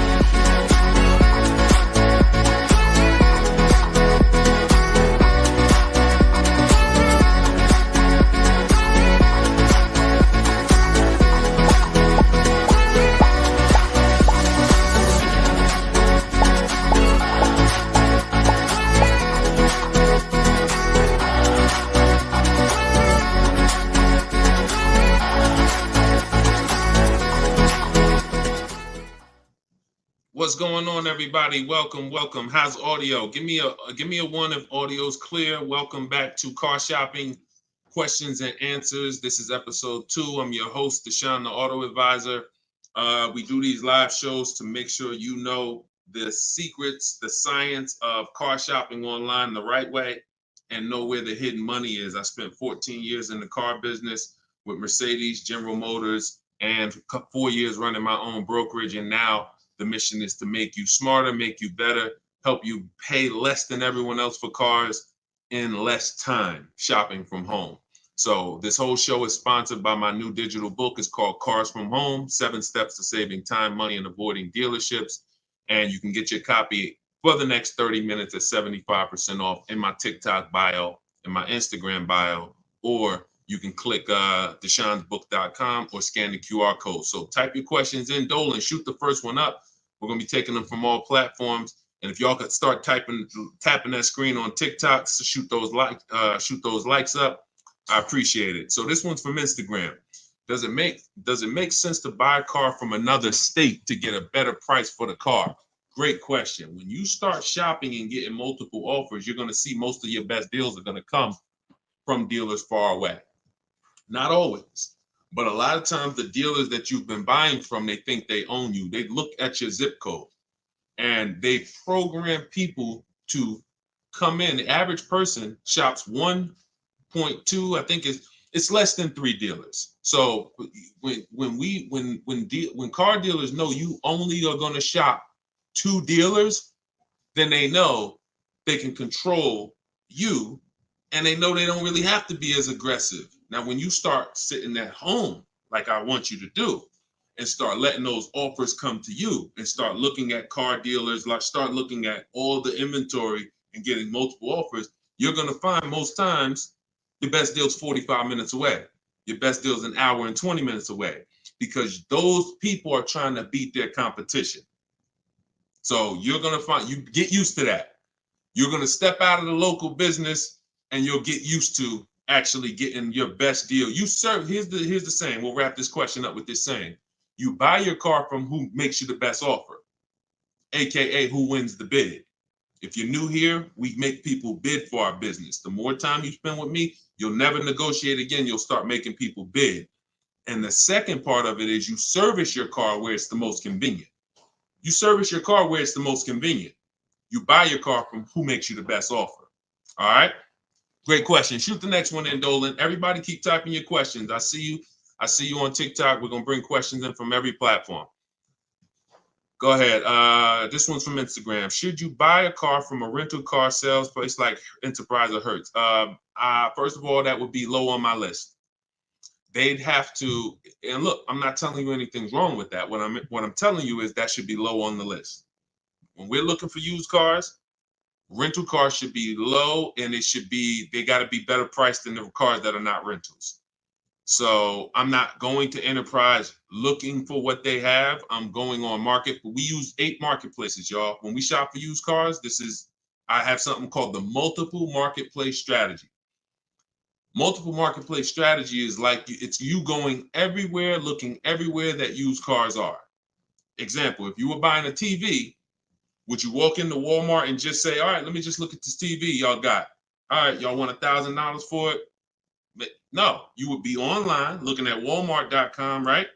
Amazon, Best Buy, and any other website with a TV, right? Type right if that's the way you would shop. You'd look at someone who just walked into Walmart and say, why are you shopping like that? You see, so we bring the same things to car shopping. Same things. You're going to stay at home and you're going to go on these websites. CarMax is in the running. Carvana's in the running. None of these people we buy from exclusively, they must win the what? Let's go. Type fast. I want to see y'all typing. I want to have this conversation with y'all, but you got to type fast. They must win the bid. So CarMax is there. Driveway is there. Carvana's there.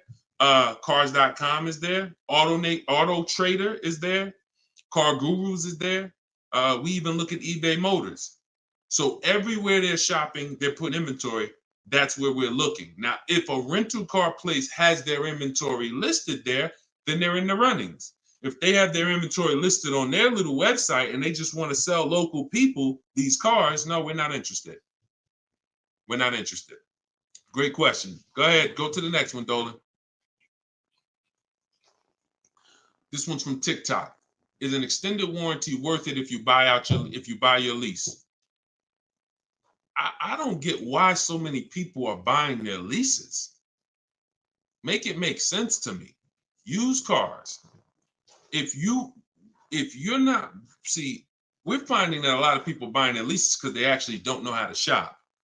So when you look at the deals that we get, you in the last broadcast I showed you Freena. You've seen Greg, $527 a month, $56,000 Kia EV6. You've seen Taupe, $690 a month. She leased her car, $690 a month, $54,000 BMW. Now I know y'all are looking like there's no money down on these particular deals, and saying, oh well, if everybody's putting, if these don't look like the deals I see on the commercial, that's because they're not. You're not going to get great deals looking at commercials. Ignore commercials. But we found that people are buying their leases because they don't know how to shop. And that's not a reason to buy your lease. Because what you're doing when you buy your lease is you're buying a used car. Now, let's just say you're buying this car and you're keeping it. Because sometimes you say you want to keep the car. 8 years, I have something called the 8-year rule. We do not buy a car unless we're keeping it for 8 years. Why? What's the reason? Because the depreciation is going to ruin you. So when you look at somebody like Taupe's paying $690 for a $54,000 car. Every $5,000 a month, every $5,000 that you borrow on a loan is about $100 a month. Depends on the interest rate for a 5-year loan. 5-year loan. That car would cost somebody about $1,100 a month. She's paying $690. See what I'm saying? So when you look at the fact that that's probably what a used BMW payment would cost her, but she's driving a new one for that. So if we're not keeping our cars 8 years, this should be your mission. Shopping for a deal like this, not buying a used car that you've already been leasing for 3 years, and now you're about to put a loan on it for 5 or 6 years for the balance. Does that make sense? We are not tying up our time in cars. It's only 2 purposes. I'm going to get a great lease deal, or I'm going to buy a car I'm going to keep for 8, 9, 10, 12 years. That's it. I want to get you from being stuck in the middle.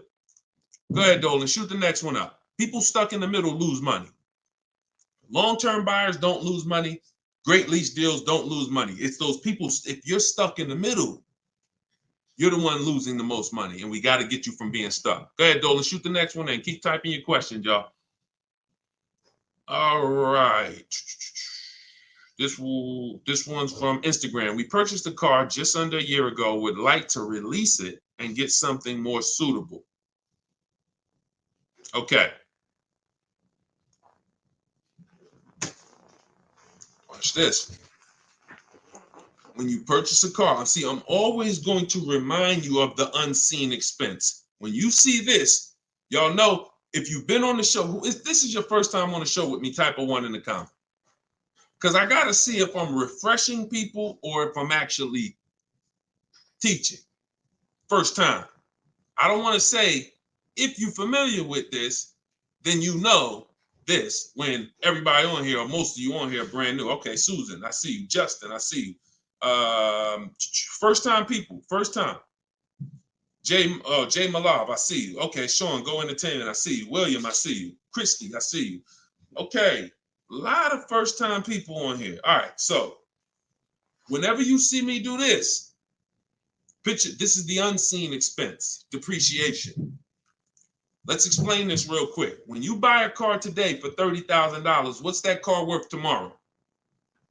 For those of you who knew, you may not know, we got to type fast because I don't just talk at you, we have a dialogue. What's a car worth today? You buy a car today, what's it worth tomorrow? You bought it for $30,000, what's it worth tomorrow? Let's go. Could y'all keep tapping the screen on TikTok? Keep running those likes up. I appreciate it. As y'all tap that screen, y'all let TikTok know we having serious conversation over here and more people need to be here. Just keep tapping that screen, running those up. I appreciate y'all. Okay, so we got 29. That's not true, Sean Go Entertainment. But I want to let you know, you may have said that, but when you see the other answers, you'll understand. You buy a car today for 30, it is not worth 29 tomorrow.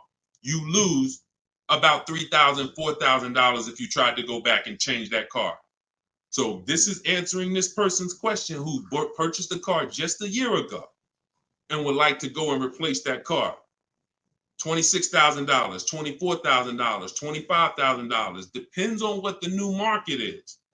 Depends on what this, but yes, you're going to lose probably 20% of the value in a day. In a day. In a year, you don't drive that car a year, you probably lose total of 20%. That's what you have to understand. You got to understand this car's value. I don't care what your payment is. Payment doesn't change the value of the asset. See, you've been taught, look at the payment.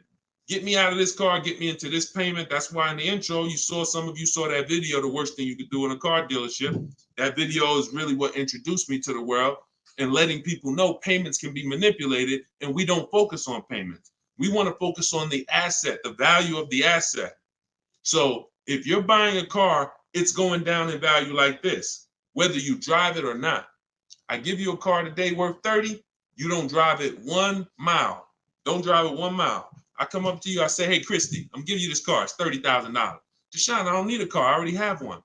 Yeah, but it's yours. Okay, I guess, but I can't drive it. All right, no problem. I come back a year later. You didn't drive that car 1 mile. Is it worth $30,000? Is it worth $30,000, y'all? Type fast. No. That's your intro to depreciation. So if you know that that car is going down in value, whether I drive it or not, what's happening when I drive it 12,000 miles? More, it's less, it's worth less, right? What's happening when I drive it 20,000 miles? It's worth less, right? Exactly. So you want to be aware of the depreciations, the unseen expense. So how the heck do we avoid the depreciation hit? One, you don't buy cars and replace them when they're losing the most value. You don't replace a car when it's losing its most value. Now, here's how you avoid the depreciation. You're going to keep long term. When you keep long term, so who has a car outside right now? You've had it for at least 8 years. Type me in the comments. If you have a car not at least 8 years, type me in the comments. Now watch this. I see you, Simply Cam. Okay, I see you, Rob. 9. Okay, I see you, William. I see you, Jay Malone. Okay, could everybody hit that share button if you're getting value out of what we're doing? If you've been on a broadcast, this is what we do. No one's having these conversations with you. Share, because your friend will be mad if they find out you've been listening to me, using this stuff, saving money, and you didn't tell them, and they out here getting killed. Tag one friend, they'll thank you. When you consider the fact that those of you who are on here who said, Deshone, I got a car out there, I've had it for 9 years, 10 years, a year from now, that car is going to be worth about what it's worth today. That means you won. That's the long-term purchase. That's the keeper. You got to ask yourself, step one in my book. Step one in my book is the most important question. My book is called Cars from Home, 7 Steps of Saving Time, Money, and Avoiding Dealerships. It's a digital book because I update it as the market changes. 7 steps. Everything I'm going to teach you is out of those 7 steps. The first one is the most important question, which is, how many years are you keeping the car? If your answer is 8, then I created something called the 8-year rule. You should be buying your cars because your goal is to get to the point where you're like these people that I just asked. The book is in my TikTok bio. Somebody said, where can you get the book? It's in my TikTok bio, 75% off for 30 minutes, which normally $97, but for everybody on here, you can get it for 75% off for 30 minutes in my TikTok or my Instagram bio, or you can go to deshonesbook.com in the comment section, or you can scan the QR code if you're watching us on TV. So you have to really focus, unseen expense. See, why do I have to spend more time educating you on the unseen expense? Because it's the unseen expense. When you just said, when you just did this math with me and said, Dad, I'm losing money, and I haven't been trained to see the money I'm losing. That's why you'll go buy a car and replace it in a year. Because they're switching your payments. They're not switching. They're not telling you the fact you lost $7,000 of value. They're just going to manipulate the loan, put you on a car payment you can afford, and get you to sign off on it. We're done. You're going to understand these numbers because cash buyers would never do this.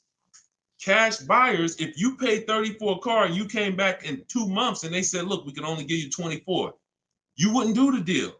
But payment buyers, you're the one they fool. You're the one who can't see the money. And that's why I have to teach you to see this. So this is where you want to be. Either I'm going to keep my car 8 years. Now, some of you said, well, Deshone, I'll buy used, so I don't have to take that depreciation. But I'm going to tell you something. Buying used is not going to, when you compare, that's not the solution. Buying used or new is for long-term people. 8+ years. Buy new if you can afford to buy new. Buy used if you want to knock 20, 30, 40, 50% off your purchase price and you don't need the latest and greatest. Doesn't change that if you're buying, you should be a long-term person. If you are not an 8-year person, you should be shopping for great lease deals. And I'm going to tell you why. Look at Danielle. Look at Danielle. Danielle leased an Audi, $44,000 fee. And I'm explaining to y'all why you've been taught, well, I'm going to buy used, so I ain't going to take that type of hit. But I'm going to tell you, I'm explaining something to you real quick on how that's not the answer. Leasing is the answer. She leased an Audi A3, $44,000 vehicle. She's paying $550 a month, and she gave her first payment. She said, with her first payment down.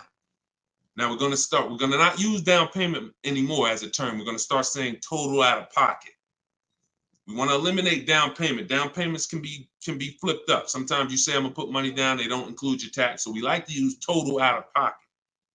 But she gave him $550. She drove off. That vehicle, she's driving a brand new A3. Now I want you to picture this. Danielle pulls up to somebody who's driving the same exact car, but they bought it. Every $5,000, some of you know, is about how much a month. I talked about it a little while ago. Some of you might have seen the video where I said it. Every $5,000 on a purchase, on a loan, is about how much per month. Let's see if anybody knows. Okay. I can't wait too long. We got to type that $100. And again, I can't sit here and act like most of y'all aren't new to me. So I'm not going to assume you have even seen any of my previous broadcasts. So I'm just going to tell you the answers. Yes, Susan, $100. So it depends on the interest rate. 5-year loan, that vehicle right there, $44,000 will cost somebody about $950 a month. You see why we don't have to wonder why people have $1,000 car payments? It's not that hard to see. They're buying their cars. So now Danielle pulls up in her Audi. Let's stay with the scenario, right? Danielle pulls up in her Audi 44. She's paying $550 a month. Somebody next to her pulls up in the same exact Audi, same exact car. They're paying $950 a month. Now, third person says, I buy a used one. And you can replace the Audi with anything. Doesn't matter. You could be a Rolls Royce. The scenarios are not going to change. Could be a Honda Accord. Somebody pulls up and they bought a used one. So instead of 44, let's say they got a good price on one. Say they bought one for about 28, 29. Found a good price one, 3 years old. So they're pulling up in a 3-year-old one. And what I just say, every $5,000 is $100 a month. So what's their car payment if they paid 29? Almost 600. You see what I'm, so now let's just talk about what we're driving and what's coming out of our household so we can hammer this home. I'm not on the fence about leasing versus buying. And you have to get off the fence. We've seen enough scenarios where we know this is the case. One person, Danielle, got a great lease deal. She's paying $550 a month. Another person buying a brand new one, they're paying $950 a month. And they might take a longer loan. Oh, Deshone, I'm paying less. They might take a 6-year loan, and let's say they're paying $850. And then another person is driving a used one, and they're paying $600 a month. Not even a question. It's not even a question. Do y'all see what I'm talking about? 3 people driving the same car. Look at the differences.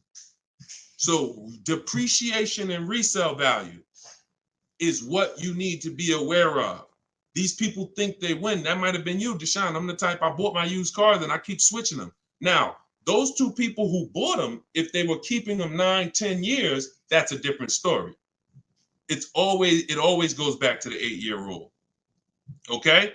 You must understand, if I'm keeping 8 years or longer, I buy. If I'm not keeping 8 years, I shop for great lease deals.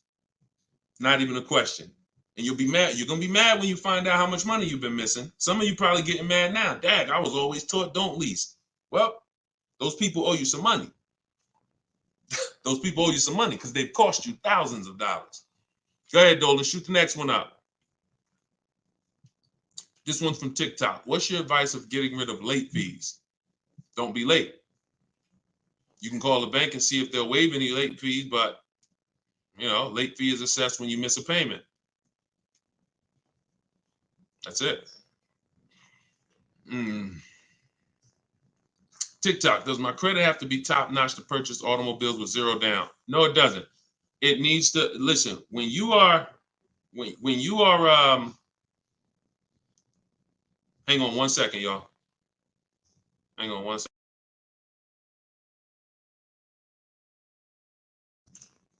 When you are buying vehicles with no money down, it's not a favor. It's not a favor. There's only 2 people who can't get vehicles with no money down. And that's people who are trying to borrow too much money, usually have negative equity that they're trying to roll over, and people who have, your credit is too bad and you can't get financing. But if you go through a company like Limbuzz, this is who we recommend in my book. I recommend this company, Limbuzz, who will work with people with challenged credit. Then you won't have to deal with that. The whole point is controlling your own financing. You want to control your own financing. Now, we don't do that by getting pre-approvals. We do that by getting multiple bids. We do that by finding our car and then letting banks bid. I know you may have heard, I don't want any hard inquiries. You don't want hard inquiries until after you found your car. Once you actually find your car, it's okay to get multiple banks to give you a hard inquiry. And they allow this. Experian has an article where they talk about the rate window. You can actually have multiple people run your credit in a short period of time, but no money down is not a favor. It's not something you did me a favor. It's definitely not a deal. See, because if I gave you a car, it's worth 50,000, but I charge you 60,000 for it, and then I say, but you don't have to do no money down. Is that a deal? I gave you a car, it's worth 50, but I charged you 60, but it's no money down. No, absolutely not. So no money down has nothing to do with a deal. The only people who can't get no money down are people who it's usually a case of you have too much negative equity. You're bringing over from your old car, and you're messing up the loan to value ratios. That's usually the cause, because a bank won't let you finance 40,000 on a car that's worth 30. They won't let it. Go ahead, shoot the next one up, Dolan. This one's from YouTube. Deshone, so does it make sense to get a car to have over? Oh, absolutely. Absolutely. This is all you should be doing. If you are a long-term person, listen, whose car is a keeper outside? You have a car outside, you've had it for 8+ years outside. This is exactly the goal. This is the goal. You want to actually be planning on that. Because when you actually have your car for more than 8 years, when you know you're going to keep your car for more than 8 years, you do things to make sure, like we do a longevity check. This is step 4 in my book. One of the things we do when we know we're buying a car we're going to keep, we got to go to Google and we got to see what the data is on the car we're shopping for. It's very simple. I type in the year of the car. Very important. You can't just type in Nissan Sentra, longevity. You got to type in the year. And then you're going to type longevity to see what the actual data says on the car. We skim those websites. It'll tell us if the car has transmission issues. It'll tell us if people report that this car has, is reported to last not as long as most cars. So these are the things that we do when we know we're keeping a car 8 years. But if you're not thinking about this, then you're not going to do the things to guarantee, because you could have a goal to keep a car 8 years, and then the car you bought is not known for lasting that long, or is not known for, being reliable at 8 years. So that's why it's the most important question right up front. It's not just for leasing versus buying. It's for programming yourself that this is a long-term thing. I want to make sure I get the right car. I'm not going to get a car that doesn't satisfy my needs and my wants when I know I'm keeping it a decade. You understand? That's the whole thing. But absolutely, plenty of people on here keep cars more than 8 years. But there's plenty of people who don't. Those are the ones who need to stop buying and start leasing. Go ahead, Dolan, shoot the next one up. TikTok, what are the best leasing companies deals out there to get out of negative equity? Oh, wait, we just had 2. We'll do this one from TikTok first, and then we'll shoot that next one up. What are the best lease companies deals to get out of your negative equity? It's hard to say that because great lease deals aren't advertised. So when you see any of the deals, you see Danielle's deal, you see,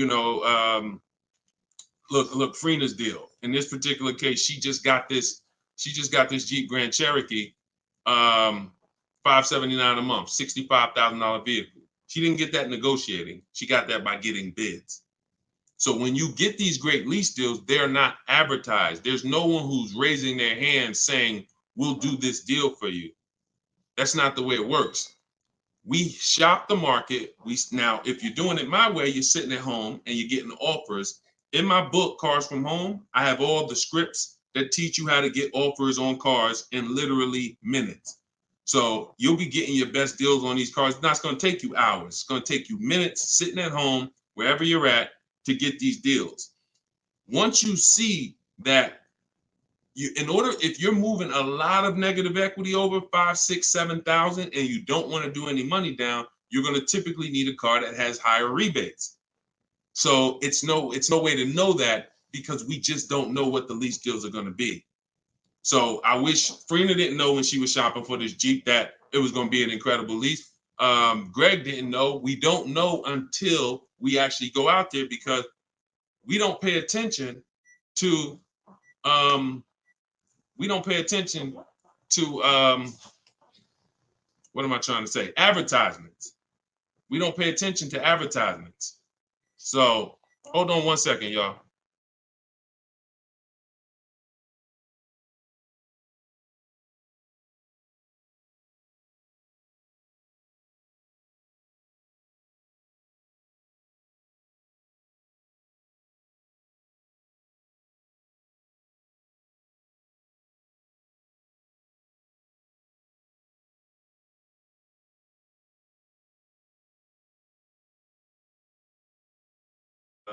All right, we don't pay attention to advertising.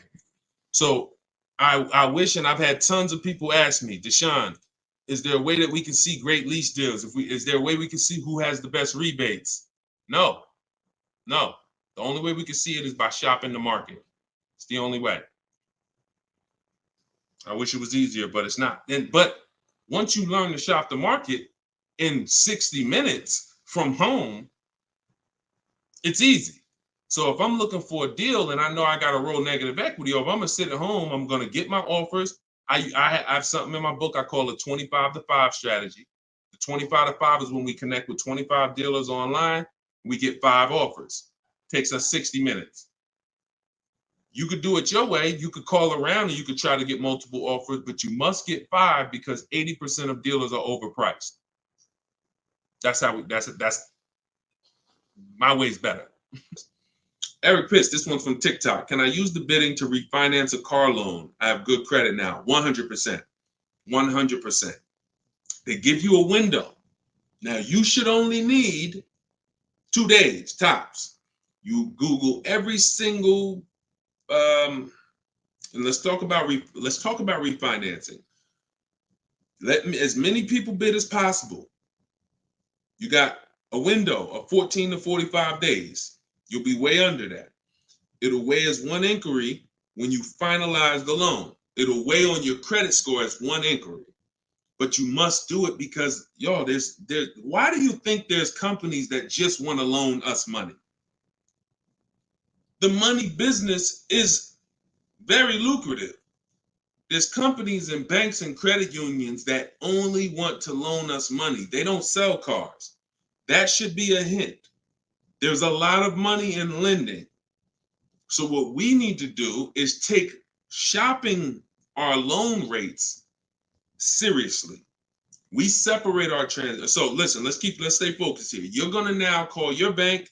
You'll either go on their website, your credit union, or go on their website. You're gonna look for online lenders. Go on their website. You want as many people as possible competing to make sure you save all the money. But I'm gonna give you a very important caveat here that you want to keep in mind. Everyone that loans you money wants to loan you more for longer. The longer you have a loan, the more money they make.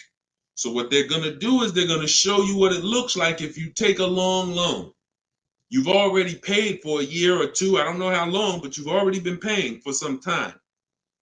Once you take another long loan, now you've essentially defeated a little bit of your purposes because you're going to give some of that money back in interest. Take the shortest loan that you can afford the payment on with the new interest rate. So if you were paying, let's say you had a 6-year loan at 11%. When you refinance, don't refinance into another 6-year loan at 7%. Refinance into like a 4-year loan at 7%. Whatever that payment is that you say, all right, I could afford that payment. Because they're going to try to sell you on the low pay. Well, if you do 6 years, you could pay $300. Yeah, but you can always pay it off earlier. Don't fall for that. You want to make sure you look at what's the lowest, shortest term with that new interest rate so you can get that loan out of there faster. Okay? That's how you do it. Good question. Shoot the next one up, Dolan. All right, so this one's from YouTube. Milton. So back in 22, I purchased my dream truck. 2023 GMC Denali, brand new. I don't depend on trading it, and my monthly payment's $1,095. Let's not forget the truck is $83K. Am I paying too much money? Well, I don't know how long the loan is. So you could be paying $1,095 for 8 years. You could be paying $1,095 for 5 years. You see what I'm saying? So that's why payments are not always the important payments. How much did you pay for the truck? You understand? See. It's the price of the vehicle that we focus on, not with leasing. I don't want to see what you got to be, and this is why I want you to have my book, or you got to be locked into what I'm saying, because I'm talking to a lot of different people on here, and your scenario is not another person's scenario. So you can't hear what I'm saying when I'm talking to Milton about purchasing and think, well, I'm shopping for a lease. He said, don't focus on payment. No, different. Okay, so when we're talking about purchasing, the most important thing is how much we paid for the asset. Now, I don't know what you paid, and I don't know how well you shopped. I don't know. So there's no way. And here's the thing. The way we buy cars is by design. We don't know. When you start getting bids and it's done, I'm going to just assume, let's just say, I'm not going to look at your deal and dissect it, because I don't have enough information to do that. And plus, if the deal wasn't good, what good is it me what good is me? It's your dream truck. What good is it me? I mean, what good am I going to do telling you overpaid for it anyway? So let's not ask questions that could lead to hurt feelings and long-term remorse for our dream truck. But for the rest of you who are shopping, and for the future, because Milton, your family's going to shop, you're going to shop again in the future. The way you've been taught to shop guarantees you never have price assurance. Price assurance means I don't have to ever ask if I could have paid less, because I got bids. Negotiator, if you're not a good negotiator, type me in the comment section right now. Deshone, I'm not a good negotiator. I hate it. I don't like it. I'm an introvert. It's not for me. I feel like I always get the losing end of the stick. I just feel like, people take advantage of me. I'm too soft-spoken. Whatever reason. All right, Susan, I see you. All right, Christoph, I see you. All right, Jay, I see you. Okay, so when we look at negotiating, I'm a good negotiator. I did it for a living. But one thing I know about negotiating, and why I will never shop this way, and I don't want you shopping this way, is because you cannot get price assurance. You can't guarantee you pay the least price when you're negotiating one-to-one. When you go into the supermarket and you see you're getting spaghetti sauce, there's 7-10 companies trying to sell you spaghetti sauce. They're all like, hey, hit me this week, Prego, I'm on sale. Vitellini, I'm on sale. Hey, Ragu, they're competing. Everyone competes for our business except car dealers. Everyone wants to compete. So the reason why we can spend money on these other items and we never have buyer's remorse is because we've seen so many options. Y'all get it? We've seen so many options. I knew I didn't overpay. If I told you right now you got to go buy a 100-inch TV and you got to guarantee you don't overpay for it, you're going to be like, Deshone, I can do that. Why? Because you know where to go. I'm going on this website. I'm going on this website. I'm going on this website. I'm going to guarantee I get the best price on the TV. I'm telling you, bring that same thing to your car shopping. That'll eliminate your buyer's remorse. That'll eliminate you ever asking, did I get a good deal on this? Hey, did I overpay for this? Hey, could I save more money on this? Get multiple offers eliminates it. And there's no other way to eliminate it. Okay? So don't worry. I'm sure you did well, Milton. Enjoy your truck, man. And just know that whatever, I'm going to get better for next time. I'm going to make sure my family knows that they never got to ask this question. Every vehicle I buy, I'm going to make sure that I get bids, multiple dealers. I'm going to get enough bids to guarantee that I teach to get 5. In my book, I have a strategy, 25 to 5 shopping strategy. This is for new cars and leases. We connect with 25 dealers online. You're using all my scripts. You're using everything I tell you to type, copy and paste in my book. And you're going to get at least 5 offers, 5 to 7. Once you get those offers, you're going to see about a $3,000 to $5,000 spread minimum. Now, if you take somebody like Kimberly, now Kimberly's spread was $20,000. This is Kimberly. She emailed me. She's in our private community in my private coaching program. She said, how do I respond back to this? I don't want to get mad. She responded via email. You see, the MSRP on that vehicle was $86,961. She got a Maserati. Selling price was $66,261. $20,000 discount. This is why we don't get happy about any discount until we see all the offers. Because if she would have saw a $10,000 discount, Deshone, I'm saving 10 grand they're offering me. Okay. Is that the lowest bid? Well, no, I mean, but I just walked in, the dealer said they're going to give me 10 grand off. See how we can lose? We don't know what the bottom is. But when she gets her 5 to 7 offers, now she ends up saving 20 grand. It's different for every car. But if you don't get 5 to 7 offers, you won't truly know the bottom. And she's guaranteed, she has that price assurance. So we got to get bids. You could do it my way, which is the easy way, 60 minutes from home, using my scripts for new cars and leases. Different strategy for used cars. Or you could do it your way, which is calling around, stay in your house, call, talk to some sales managers, get 5 bids. It's up to you, but you get my book for 75% off. Get your copy, 75% off in my TikTok bio, and you'll have all my scripts. You use them for the rest of your life. All right, go ahead. Shoot the next one up, Dolan.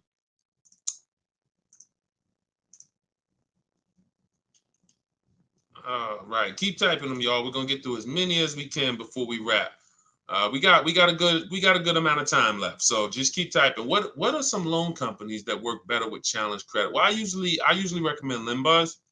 Limbuzz is a company that they're a startup. I think they've been around for a few years now. They loan to people with really challenged credit, and they loan to people with no credit. So again, if you got bad credit, you still need to ask yourself, how long am I keeping the car? Because if you say, Deshone, I'm keeping my car 8 years, then you should be buying your car, best car you can find, quality car, refinancing the loan when your credit's better. If you say, Deshone, I'm not keeping my car 8 years, then you should be buying the least expensive car you can get a loan on, driving it for 2 years, that's your sacrifice car, and then flipping out of that car into a lease. So the most important question is step 1, always. It doesn't matter if you have good credit, bad credit, high mileage driver. The reason why in my 7-step program, the first question is, how many years are you going to keep the car? The 8-year rule question, that doesn't change. Doesn't matter who you are. Doesn't matter what your scenario is. 8-year rule is the question you ask yourself first to determine if if this car is going to be a long-term purchase, in which case, buy it, great car, refinance later when my credit's better, or short-term, not keeping 8 years, but I don't qualify for a lease right now.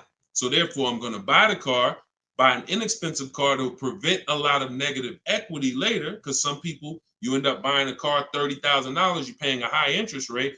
You go to switch that car in 2 years into a lease, you're going to have a bunch of negative equity unless you put a good amount of money down.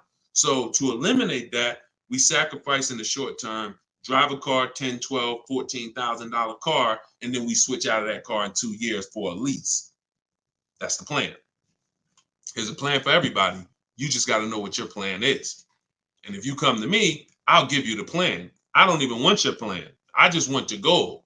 If your goal, if you come to me and you say, Deshone, this is my goal, I want a car, I'll give you the plan. Okay? Work my plan until it doesn't work. Trust my plan until it doesn't work.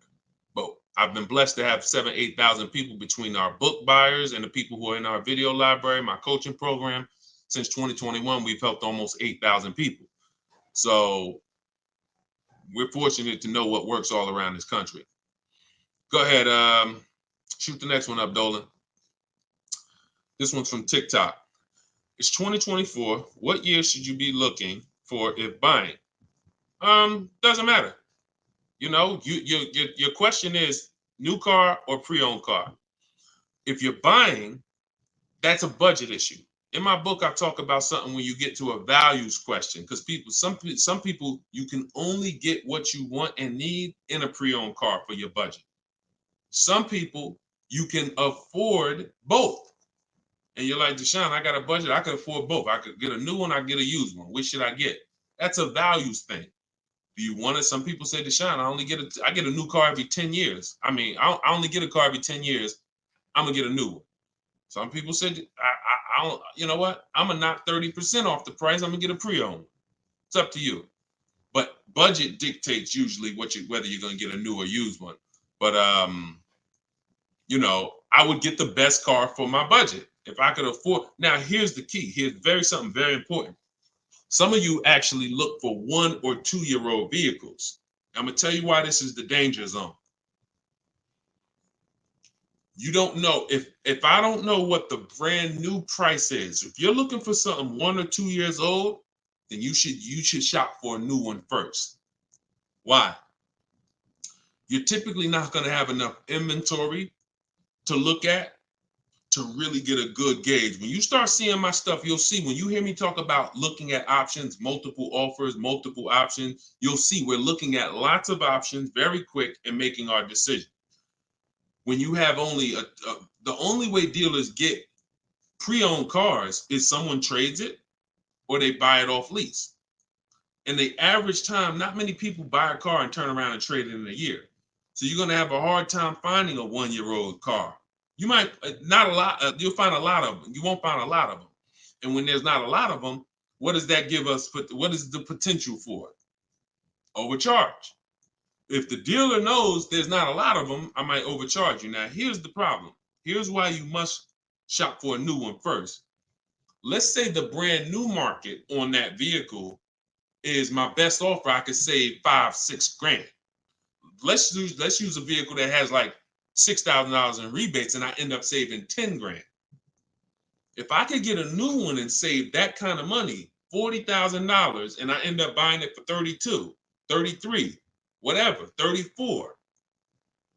Now that's going to dictate the market because some people will look at that 1 year old one for 32 and be like, okay, I like that price. That's a problem.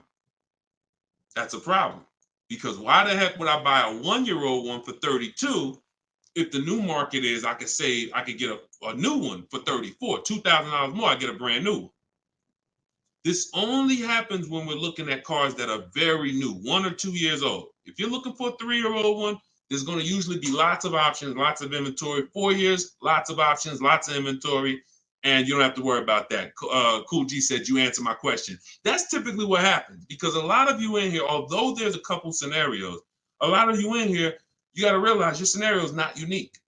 You have thousands of other people who are in the same exact scenario as you. So if you stay on long enough, you'll usually hear somebody ask a similar question, or you'll usually hear me answer a question you would have asked.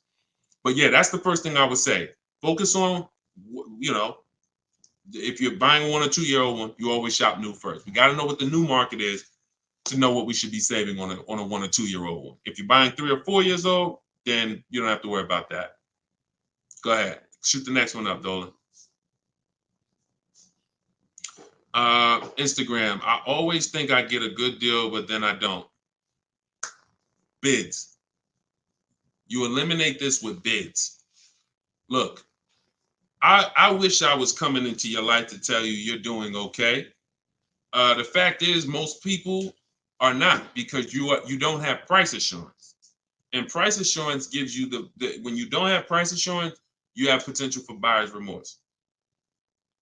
Aside from the car, and I know this.